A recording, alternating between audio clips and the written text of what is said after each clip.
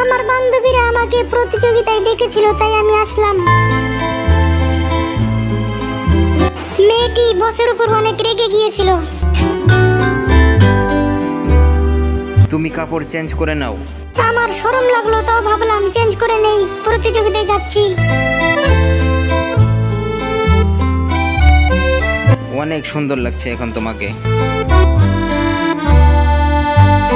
আমি স্টেজে আসলাম, কিন্তু অভদ্র মহিলাটি আমার অনেক মজা কুড়ালো। তার সাথে আমার প্রতিযোগিতা ছিল, সে মানুষের মাঝখানে নেচে দেখালো। সে আমাকে বলল আমি জিতবো।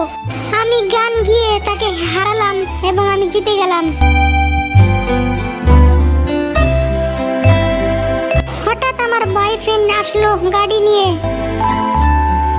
বস অনেক রেগে গিয়েছিল আমার বয়ফ্রেন্ডের উপর, চাবি দিবে না গাড়ির। তাই আমি কর্মচারীকে মেরে চাবি নিয়ে গেলাম, চলে গেলাম।